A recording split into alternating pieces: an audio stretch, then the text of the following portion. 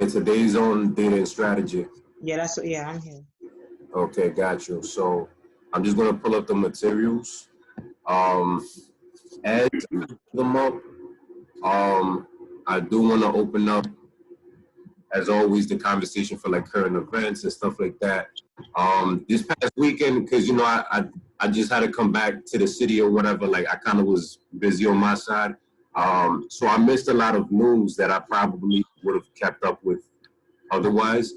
But obviously, we talked a little bit about the shooting in Atlanta, where basically the cops shot at another black man and killed him. Um, but the thing that really kind of caught my attention was these hangings that have been happening recently. Are y'all aware of this? Oh my God, yes. Yes. Scary. Yeah, like what's your perspective and your I guess your opinion on what's happening regarding that? Like history repeating itself.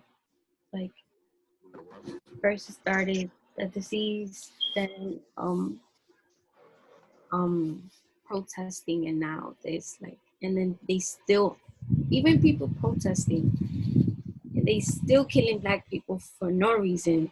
It's like, come on, do better, dude. If you know people are protesting for that reason, why are you doing that? Like, like Yeah. keep doing the same thing all over again. And then Right. I'm thinking like people are not really committing suicide. I think somebody's doing that to them. I don't want to, that's what it keep going through my head. Like, why people wouldn't do that? Like, it's been two already. So like, it's kind of like, when I saw one, the first one, I'm like, okay, probably he was just like over life, over everything.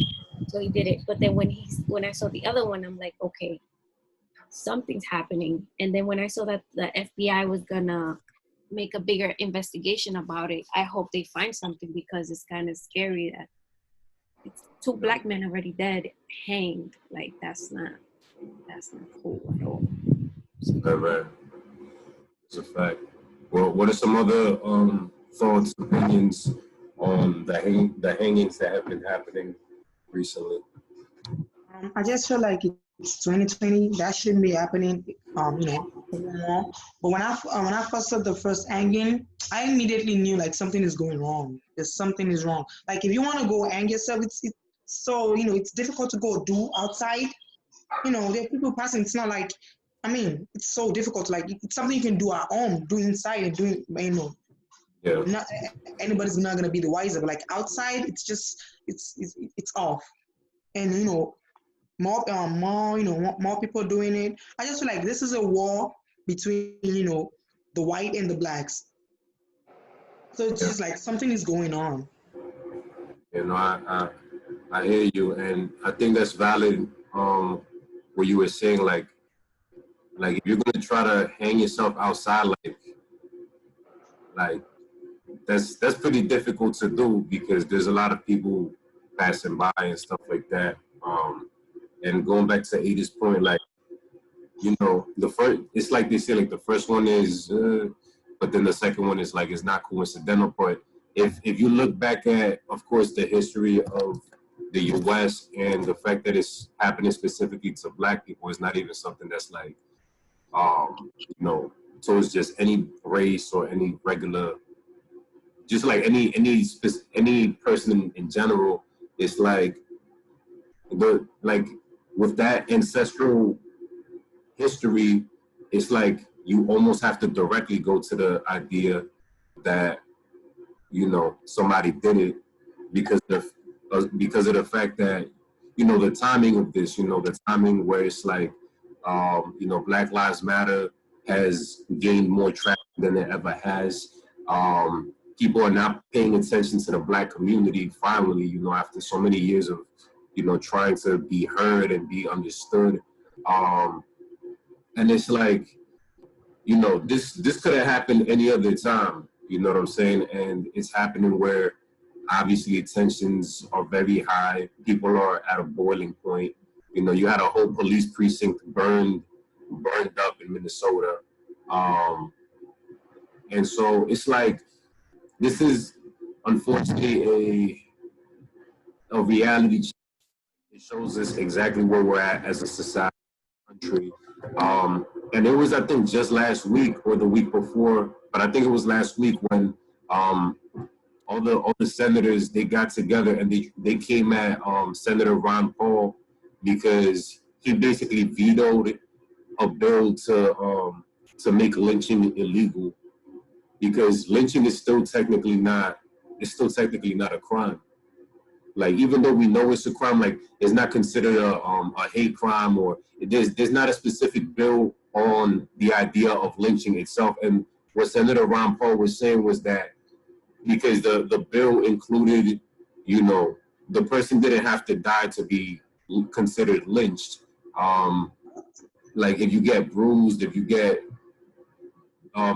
beat up a little bit, but you're still alive, he was saying that that's not considered being lynched, and that to pass that bill would be a disservice to the people that actually were lynched, like being hung up by trees, being burned while hanging off a tree.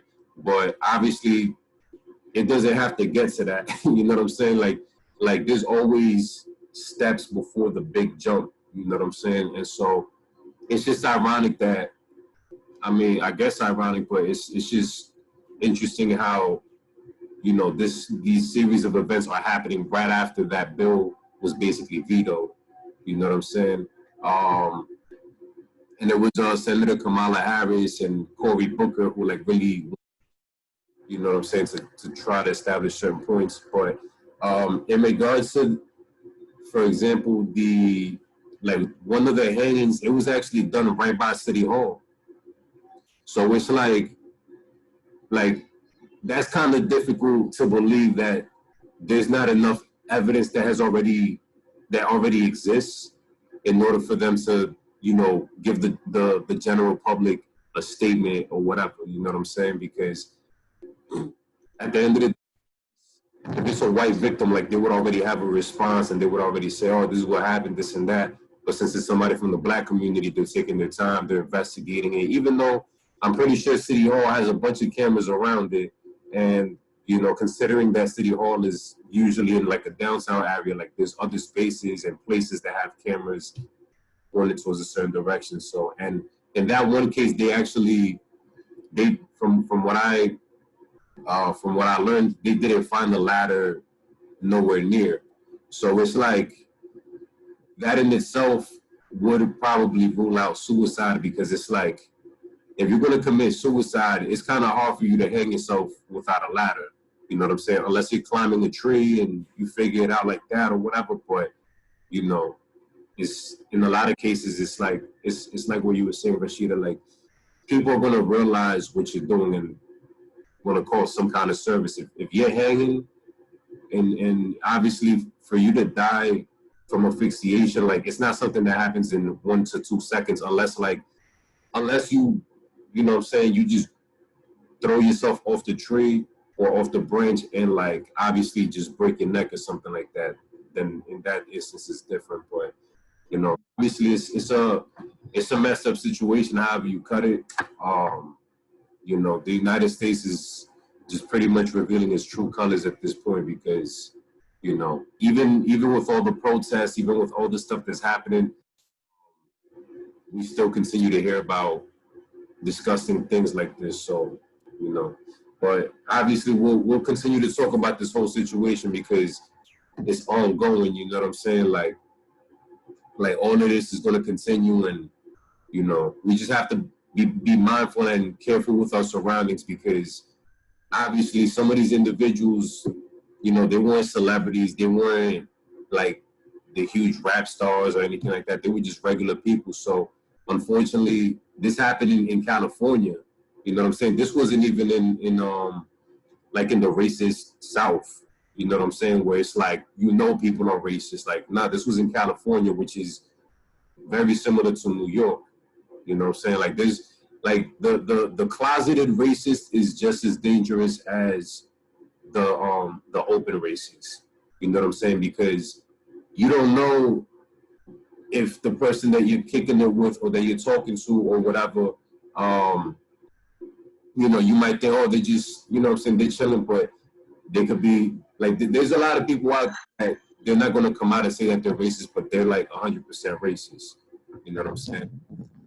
So, you know, we're going to put a pause on that conversation for now because I would prefer not to start the day with that type of energy. But at the same time, it is a conversation that we have to have because it's literally what's happening. We're not choosing to talk about this for the sake of just talking about it. Like all of this lines up and goes hand in hand with the current events and the stuff that's happening in the United States. You know what I'm saying? And we'll continue to keep an eye out for this kind of stuff. So Rashida, you are our speaker for today, correct? Our discussion leader? Yes. All right, so if you can, just use the chat option here on Zoom and then just write out your first question. So start us off with your first question on media and strategy. Okay.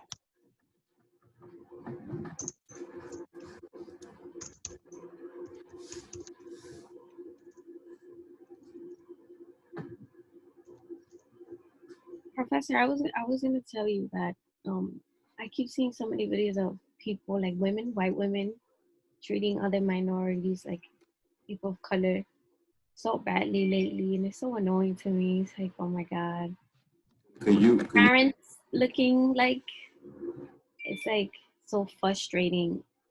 I don't know. could you repeat that again, Ada? I couldn't hear you. Oh, I said that that I feel some type of way lately because of the white women's that keep like being outspoken like to other minorities, like people of color, other religions, other people that live in other countries or they live here, you know, different people. Yeah. But they don't talk to like their own kind the same way they talk to, you know, to other people. And like it's like so frustrating lately because it's happening so much. And I feel like it's Donald Trump that is like all make America great again, get out, leave, go to your country, this is not your country. All this bias things is so annoying and frustrating that you know, every day I see it on Instagram or Facebook. Like, when are we gonna have a stop, a limit? Like, can we all just get along? You know, like, is it so bad to say like, oh, okay, I'm done? You know, so annoying. Like, I'm just so tired of people that are just so disrespectful to others. Like, can we just be cool together and not hate each other? Is it so hard? I definitely feel what you're saying, and I think most people on that page, especially people of color, historically, black and brown people are depicted as savages and animals and stuff like that. Like that's why police fear for their life when they go into a black community because a lot of these police, I mean, the majority of police that we see shooting black folk are white. You know what I'm saying? So like they're putting on that uniform already with a certain mentality of what the certain community is going to bring and what they're going to do. And so that's why they're going with so much fear because if you go to like early in the 1900s, there was a movie called Birth of a Nation, where basically that movie brought back the Ku Klux Klan. The Ku Klux Klan originally didn't have the burning cross and stuff like that. That movie created that imagery, and then the real life Ku Klux Klan took that idea and ran with it. But in that movie, they had a black character who was out to rape a white woman, and the white woman, instead of allowing herself to get raped, she jumped off a cliff and committed suicide. So, like the history of creating this image of the black male or just someone from the black community as like being animalistic or being a savage, that was done after the Civil War because since they now had to quote unquote coexist with, you know, black folk in the United States, it's like if you can't, like, I don't want to join them, so I'm just going to create something. I'm just going to flip the roles. Instead of them being the victims, now we're going to be the victims now. And so that's why they create this imagery about the black community and basically fear monger. You know what I'm saying? Like they push that narrative forward. The same thing with when Trump got into office and he started talking about building a wall because Mexicans are rapists and this and that.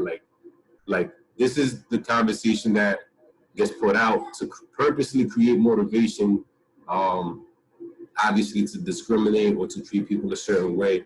When in reality, the history of this country alone, like white people have raped more people of color than people of color have raped white people, because slavery, like rape was happening all the time.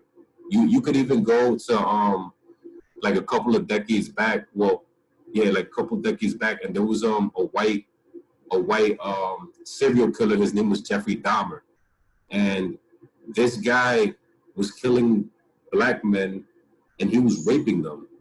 Like he was taking black men and killing them, and then raping their bodies, or you know, maybe even raping them while they were still alive. So at the end of the day, there's a lot of, this is where going back to yesterday's conversation, going into the history of things is important, because at the end of the day, when they try to put out a narrative to obviously create separation, like once you know the truth, once you know what's up, like you can check that right on the spot.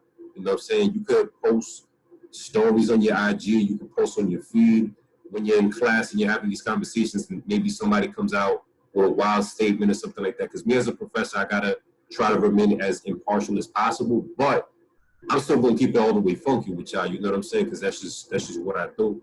But at the end of the day, even if it's not in the classroom, you're going to experience it in the workplace, unfortunately.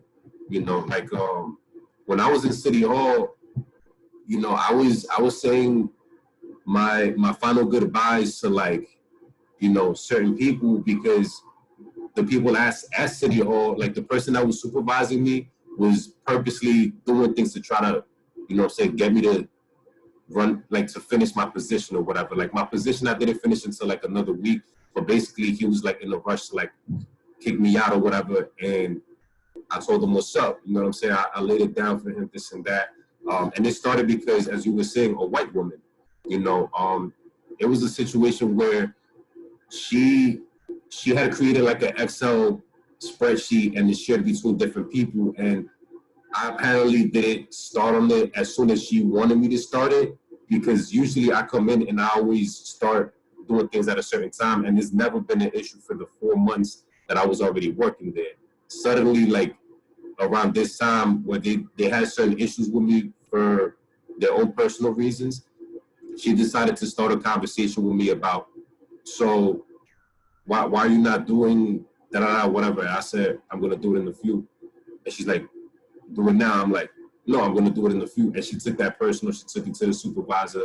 The supervisor came to me trying to come at me a certain way.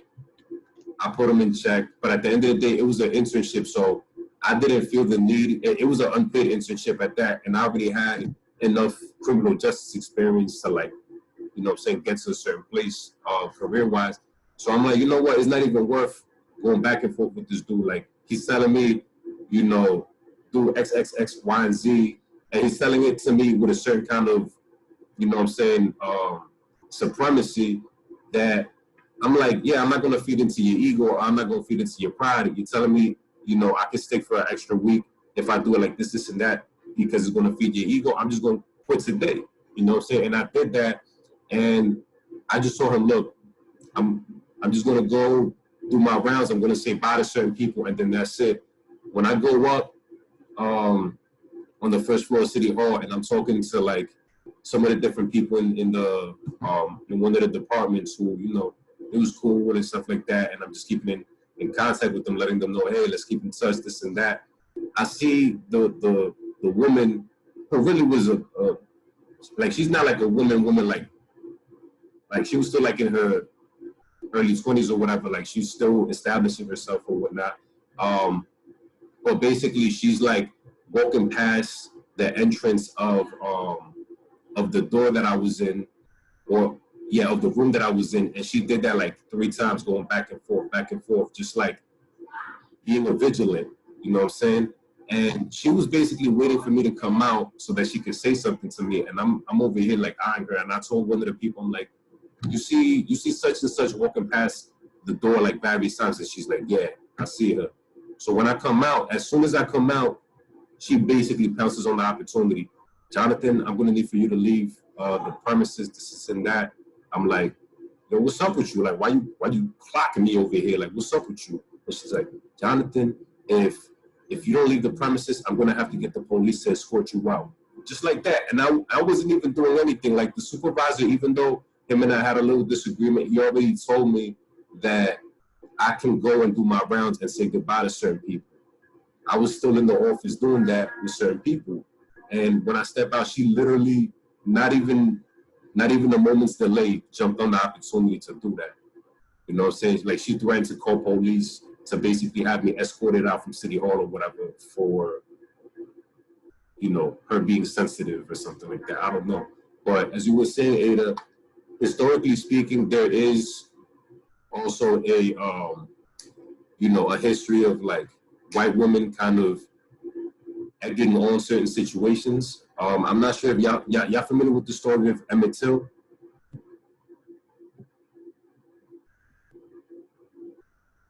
No. Yes. So Emmett Till, Oh, yeah. he was a young boy from Chicago. I think he was 14 or 15 by the time that he was murdered. But basically, he had a family down south, and when he went from Chicago down south to visit for like a vacation or whatever, a white woman alleged, and this was when it was still, you know, Jim Crow era and stuff like that. She alleged that Emmett Till had whistled at her. So basically like catcalling, like, hey, shorty, like stuff like that. But that he whistled at her. She saw her husband, and then the husband and somebody else came to Emmett Till's, I think, grandfather or uncle's door, basically like, late in the nighttime. They knocked on the door and they said, hey, we have to see the boy. Give him to us, and you know, we'll give him back or whatever. So they let the white men take the boy. From what he was saying, he was hoping that they would just rough him up a little bit and that's it. But they took him, they beat him up, they punctured his skin. Like they left him disfigured. Like if you Google an image of Emmett Till, like the before and after pic, like he just looked. It's crazy. It was just like he was completely disfigured, like he was unrecognizable. And the only reason, and not only that, they left him unrecognizable, and then they tied him to a big fan that's like located by like a lake or something like that. So he was left out there to rot. And the only reason they were able to identify that it was Emmett Till was because he had a ring on his finger that they already knew Emmett was wearing this ring. And so when Emmett Till, you know, like when they recovered his body and then they had the funeral, the mother said, we're going to have an open casket. And the thing is, like I said, he was unrecognizable. Like, and he was like a beautiful, adorable looking young boy. You know what I'm saying? Like, and he was just left completely in a different look and everything. And unfortunately, they ended up having the open casket because they felt that was going to allow people to have like the biggest, you know what I'm saying, shock, experience the greatest level of shock, so that way, you know, people can see what they did to this young boy. And, you know, obviously it costs a young life in the process, but people being awakened by this reality, that ended up basically creating a whole, you know, saying momentum surge in regards to the civil rights movement. Like that moment and that event was what continued to push forward. For example, people like Martin Luther King Jr. or Rosa Parks, or people like that to like really go hard for the cause. You know what I'm saying? And it's kind of similar to what we're doing right now. Like this is like a similar moment to that, even though that moment was tragic in its own way because they completely disfigured this boy. You know what I'm saying? And like it was just terrible. It's terrible however you cut it. You know what I'm saying? But this is similar. Obviously, it's not the same, but it's similar in the sense that, you know, everybody saw what happened and it created such a shock that everybody just hit the streets and they started protesting. People rioted, they did different stuff. Back then, it was basically the same kind of idea. Like that image of Emmett Till created such a shock that it made everybody really go hard for civil rights during that time period, which is why you was able to get, you know, the I Have a Dream speech and, you know, a whole bunch of progress that did come as a result of, you know, the civil rights movement, because they was motivated by the Emmett Tills of this world and people of that nature. And he's just a case that people know of. You know what I'm saying? There were other cases like the Birmingham bombing, for example.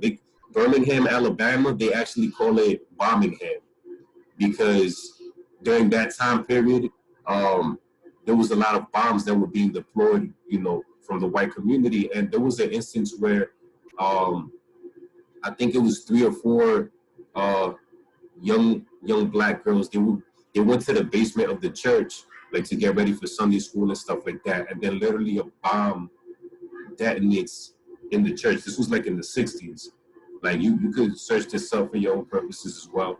But basically the bomb went off and, you know what I'm saying, obviously it's tragic. It killed the 4 girls. And like when they went to see what happened, like, and Angela Davis, she talks about it, they found like limbs and fingers and stuff like in different places because unfortunately they got blown up. So like racism, like the Ku Klux Klan and racism and whatever white supremacy agenda has been put out there, those are legit terrorist acts or terroristic behaviors that are being pushed forward by them.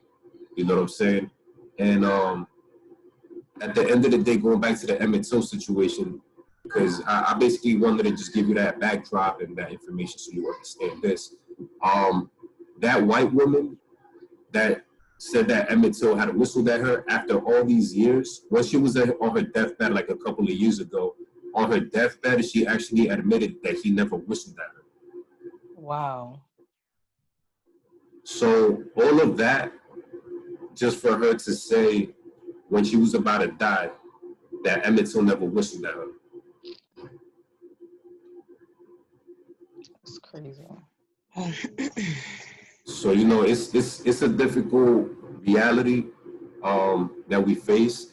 I don't know if anybody listens to Dave Chappelle, but you know, he's a comedian and he's hilarious, but he uses a lot of real life scenarios to create, you know, like basically he comes at you with comedy, but using like real life examples and things that are very informational, whatnot.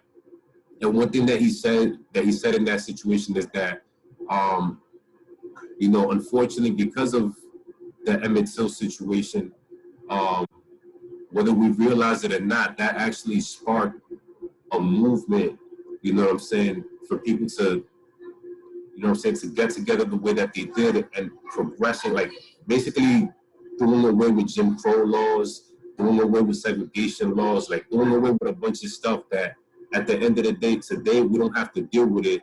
And obviously and unfortunately, it came at the expense of a young life. And not just his one life, because again, there's so many Emmett Tills out there that we don't even know about. This is just a case that became nationwide because, you know, they had an open casket funeral and everything for it.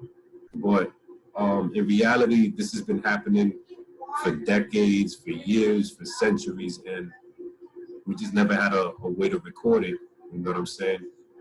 But now it's like anybody can record, and you know, at the end of the day, even though there's a lot of situations where white women do egg the situation on, like the situation where the woman try to call the police in Central Park, like that's grimy, you know what I'm saying? Or even the Central Park 5, like the prosecutor and the attorneys that were behind it, like they were white, you know what I'm saying? Over 90% of attorneys are white, prosecutors, I should say, you know, who are trying to put people in jail and stuff like that.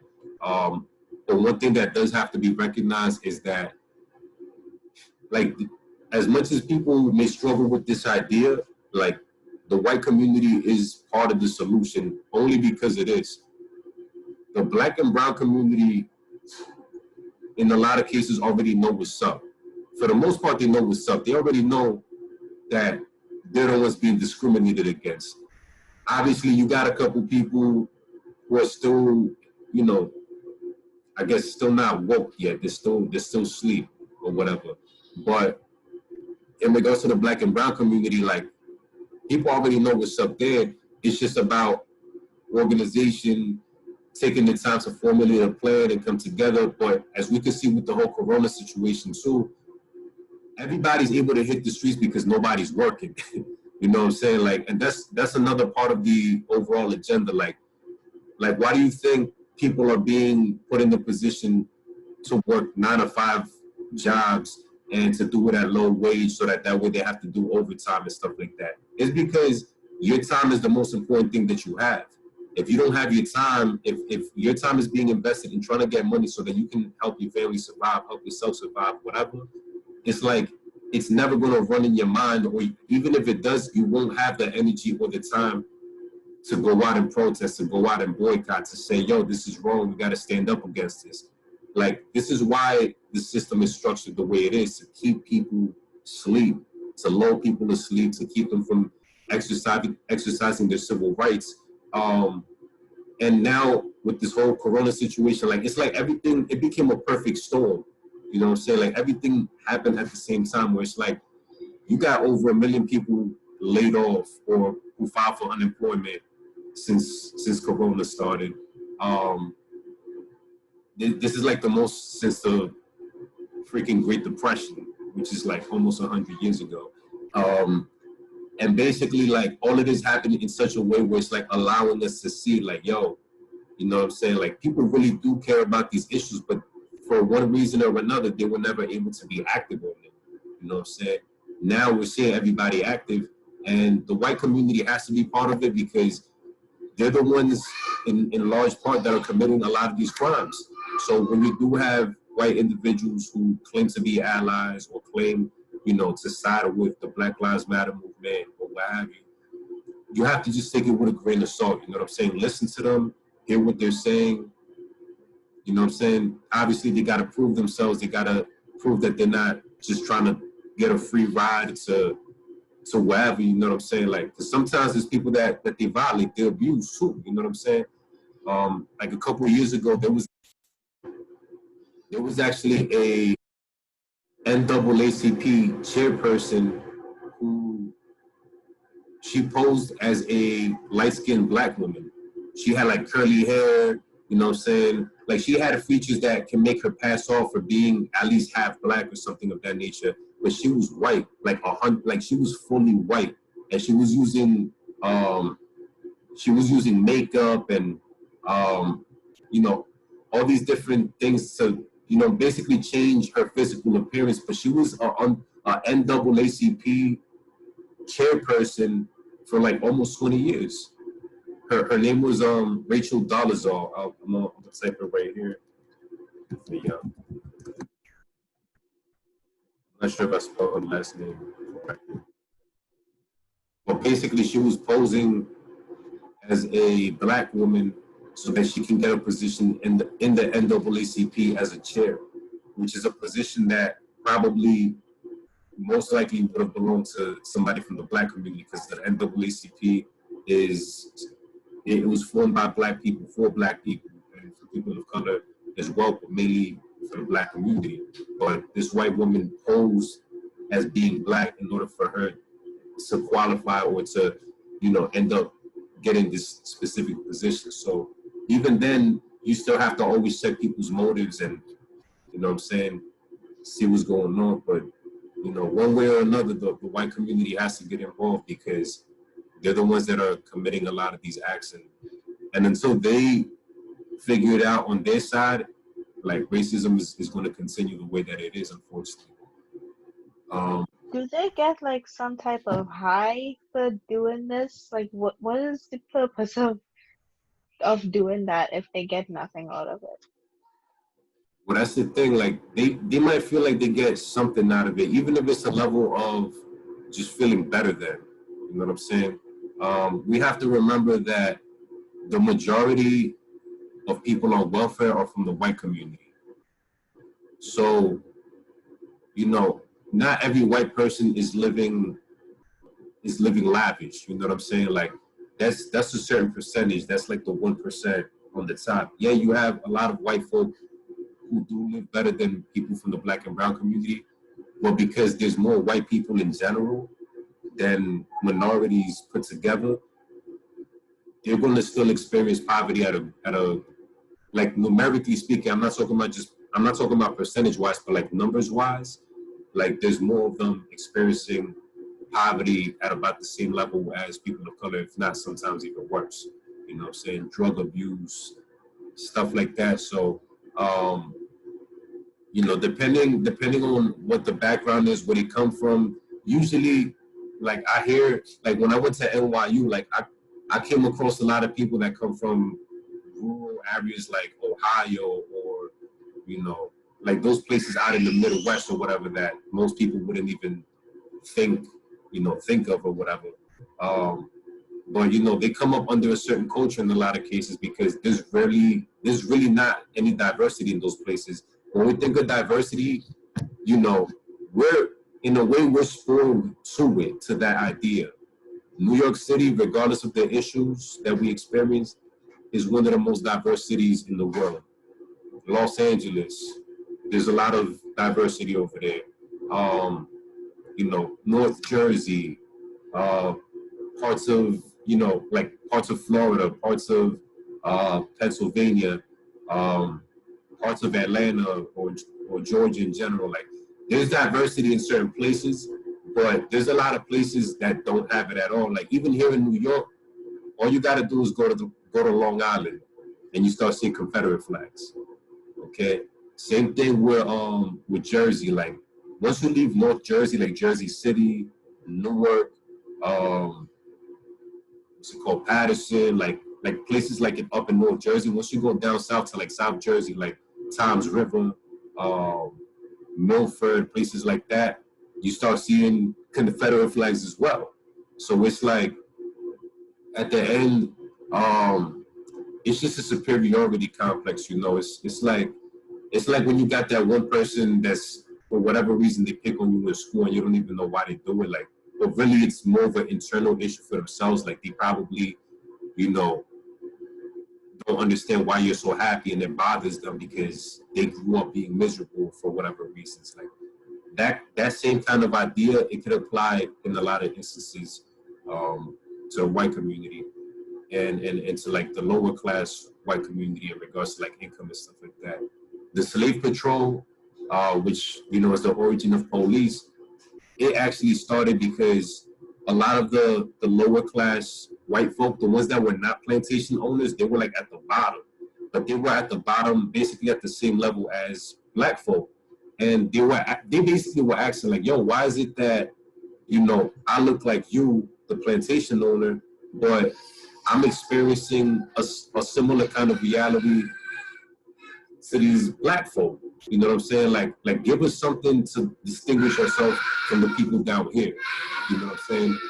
My bad for the screaming. There's like kids around or whatever. Goodness. But basically, that ended up creating a situation where the plantation owners, they're basically like, okay, you know, we do have all these slaves. We do need assistance with them in case they run away or whatever. Fine, let's create this position called slave patrol.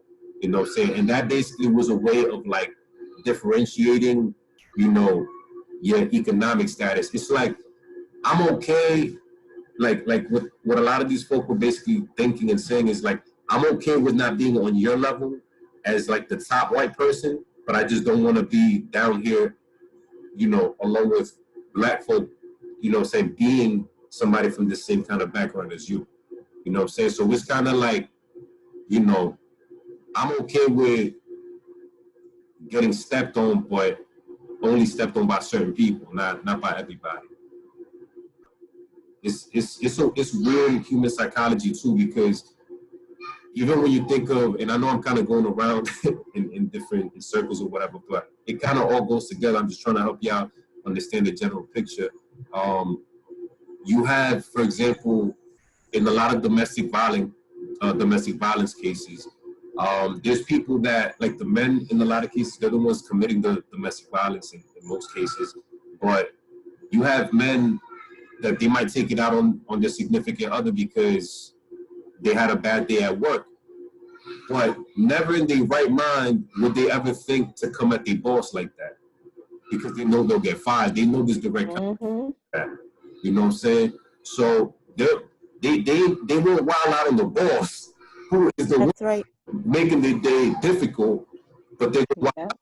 on the shorty that's holding them down or whatever, to whatever degrees. You know what I'm saying? So human psychology is just Exactly. a lot of times, it's just messed up a lot of times.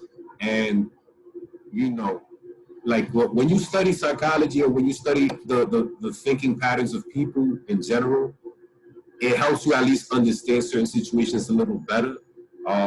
Not that you have to agree with them, not that you have to like the situation, but it helps you to rationalize, or it helps you to have a little more, at least a little bit more peace, to understand, okay, maybe I can find a solution to this because now I understand why certain things are happening or whatever.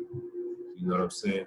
That's why there's like now there's like degrees or specializations in like institutional or organizational psychology, because like places like Walmart and stuff like that, they have psychologists, or they have people that basically study the thinking patterns of their customers and their clientele in order for them to know how to make sales and stuff like that. This is all a field and a practice on its own. You know what I'm saying? That's why you have forensic psychology. That's why you have a lot of people that, study the thinking of people, even in the criminal justice field, because at the end of the day, crime, whether racially motivated or income motivated or whatever, all of it has a thought process to it. You know what I'm saying? Nothing is just random. Nothing just happens because it just happens. Specifically when it comes to people, like there's always some form of motivation or something that happened that led to something else. So I know that was a long-winded explanation, but yes. White women sometimes do egg on the situation, and Karen just needed to shut her mouth for the time being and just let people do what they need to do. All right, so the question is the online world protected by the Fourth Amendment? So let's go over the Fourth Amendment real quick. Basically, I'm share the screen right here.